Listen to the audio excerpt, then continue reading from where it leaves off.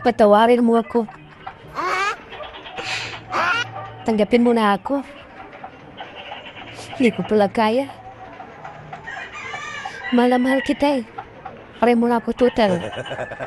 Valentine's Day naman na yun. Magbalikan tayo hanggang sa mga anak natin. Patawarin mo na ako sa mga kasalanan na nagawa ko sa iyo. Please. Nagsisi na po ako. Sorry. Mahal na mahal kita eh. Sige na, patawarin mo na ako. Tagapin mo na ako. Sige na, tagapin mo na ako. Bawa ka na sa akin. Babalik ka?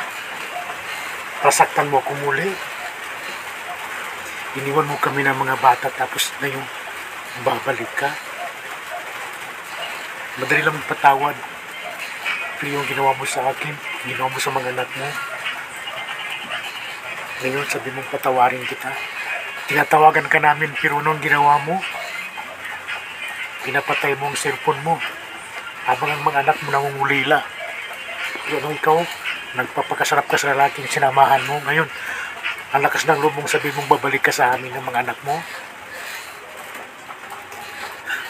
Napakawalang hiya mo. Di kita matatanggap. Sorry. Tao lang ako, natukso lang ako. Tanggapin mo na ako. Hindi na ako ulit. Promise. Buo natin ating paminda ulit. Para sa mga anak natin, tanggapin mo na ako. Hindi na ako ulit. Sorry. Tao lang po ako. Na nagkakamali. Sana mo patawad mo ako. Mahal na kita. Pati ang mga anak natin. Natukso lang po ako. Tao lang ako.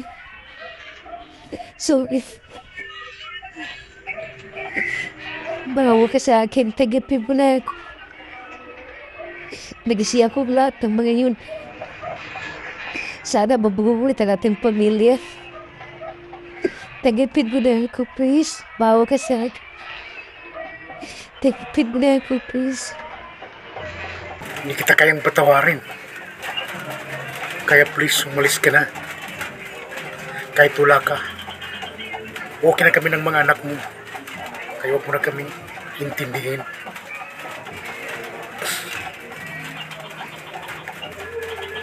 Noong pinapawi ka namin, tinatawagan ka namin ng mga anak mo, pero ang ginawa mo, pinatay mo yung cellphone mo habang yung mga anak mo umiiyak.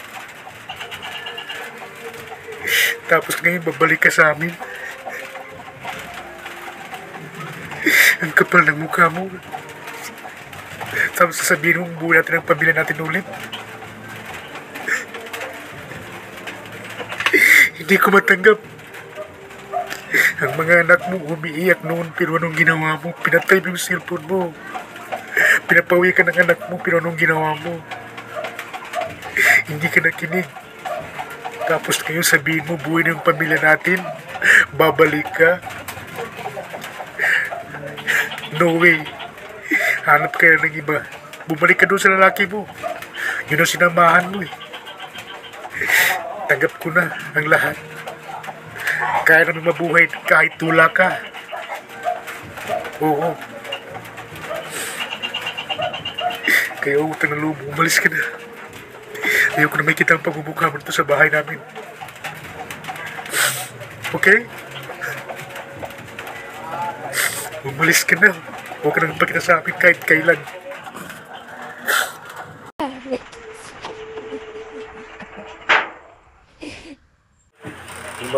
Umalis ka na. Hindi kita kailangan dito sa bahay.